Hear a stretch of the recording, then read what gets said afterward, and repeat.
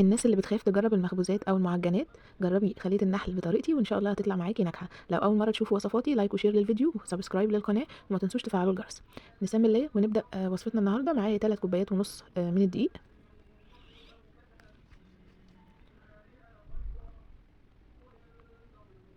هياخدوا حوالي معلقتين كبار من اللبن البودره. اللبن البودره هنا هيطري معاكي العجينه، وبيدي يعني طعم، بيخلي العجينه غنيه كده، طعمها مميز يعني. عايزه تستغني عنه عادي، بس هو بيطريها يعني. معايا كمان معلقه من البيكنج باودر، معلقه صغيره مش كبيره. معانا رشه من الملح، نتعود اي حلويات بنديها رشه ملح. ومعايا كمان كيس من الخميره الفوريه، هنحطه على طول على الدقيق، يعني ممكن نحطه في الميه بتاعه العجن، بس يعني عادي الاسهل ليكي بقى. علبه صغيره من الزبادي، حوالي معلقتين كبار من الزبادي اهم زي ما قلت لكم. ادي معلقه وادي التانية. كده فاضل لنا الميه بقى اللي هنعجن بيها. معايا كوبايه من الميه الدافيه، ميه دافيه مش ميه سخنه. وبنأكد اي حاجه فيها خميره ما ينفعش احط الميه سخنه، الميه السخنه بتوقف عمل الخميره، بالتالي مش هتخمر، بالتالي هتبقى بايظه خالص. طيب هنا بقى معانا ربع كوبايه من الزيت، ده اثناء العجن. هنحتاج ربع كوبايه من الزيت تاني واحنا بنلم العجينه، بس في الاخر خالص مش دلوقتي. تمام كده؟ اعجني بقى كويس جدا. تعالوا بقى نتكلم على الناس اللي بتخاف تعمل المخبوزات او المعجنات في البيت. ايه يعني من بعض الحاجات اللي تخلي معاكي العجينه ما تنجحش ايا كانت العجينه ايه هي؟ انك ما بتستسهلي وما بتعجنيهاش كتير، يعني العجن ما يبقاش اقل من 10 دقائق بايدك. الناس اللي عندها عجين بقى هتعجن وقت اقل يعني، بس المهم ان انا العجينه عندي تبقى ايه؟ تبقى ناعمه. ناعمه دي يعني هي خدت عجن محترم، تطلع معاكي عجينه تحفه مش بايظه خالص. دي حاجه. الحاجه التانية، انت مثلا عندك مقادير معينه، ما تزوديش. يعني مثلا عندك مقادير العجينه هتطلع ملزقه، ما تزوديش دقيق. العجينه مش محتاجه ميه كتير، ما تزوديش الميه عشان تبقى طريه وكده. لا لا لا، كل عجينه ليها شغل معين وطريقه معين، امتى تنزلي بالزيت وامتى تنزلي تحطي زبده وامتى.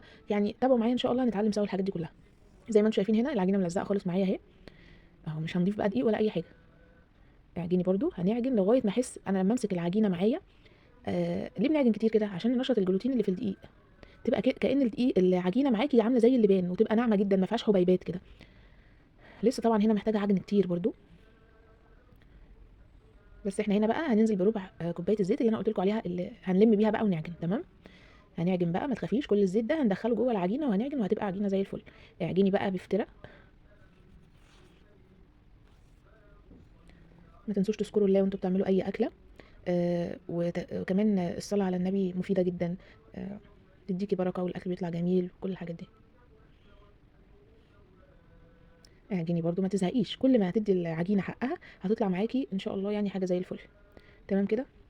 بصوا بقى، في تكنيك حلو قوي في العجن، انك تحطيها كده على حاجه حاجه. انا بقى قلت اطلعها بره الطبق يعني، ونشتغل بقى على الرخامه. شايفين ايه؟ انا بثبت العجينه بايد، وبالايد التانيه بشدها كده وامطها.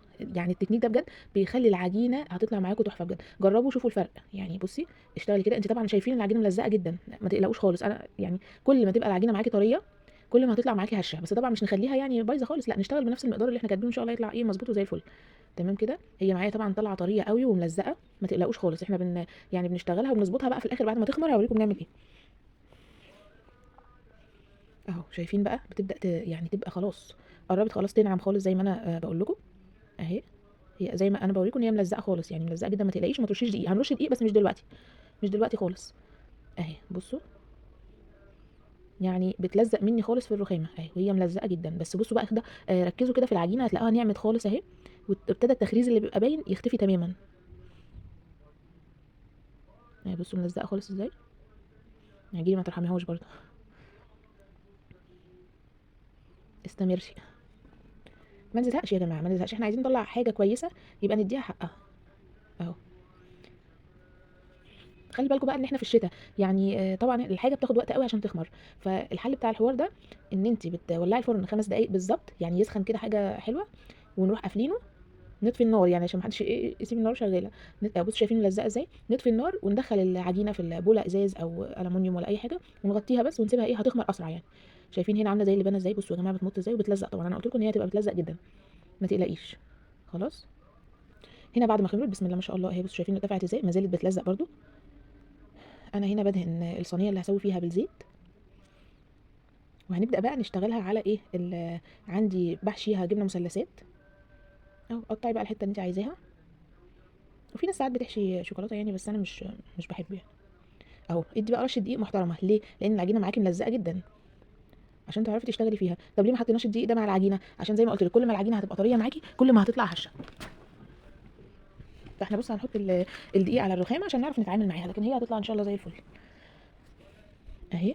رشي برده رشه محترمه كده من فوقيها. طيب ناس كتير قوي يعني الطرق اختلفت في تقطيعها يعني، فانا لقيت لكم طريقه سهله قوي. انت تفرديها كده بسمك كويس، مش سمك رفيع قوي، وهنبدا نقطعها بالسكينه كده ايه مكعبات صغيره. المكعبات دي بقى احنا هناخدها كل مكعب هتشتغلي فيه ايه تحشيه بالجبنه.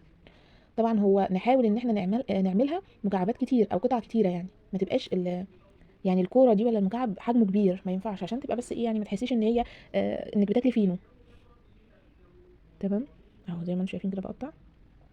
هقطعها بقى كلها مكعبات كده، وكل مكعب هناخده ايه نحشيه.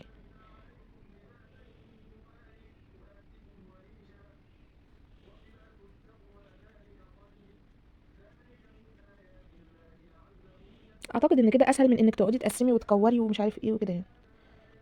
كل واحد برضو يشتغل بالطريقه اللي يحبها يعني، المهم ان ده مقدار العجينه. تمام كده.